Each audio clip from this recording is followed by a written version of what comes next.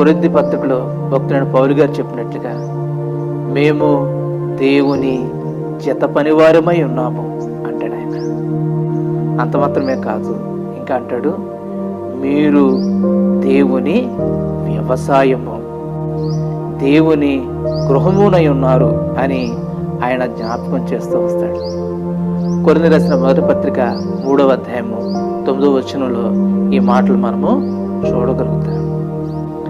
కాబట్టి దేవుని సేవకులుగా, దేవుని చేత ఏర్పరచబడినటువంటి వారుగా, ఏక కుటుంబీకులుగా కలిసి ప్రతి పనిలో ఇలా కొనసాగుతూ ఉన్నప్పుడు దేవుడిచ్చే సంతోషం అబ్బా అది మాటలకు అందదని ఖచ్చితంగా చెప్పచ్చు.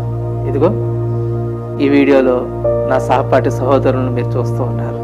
మేమంతా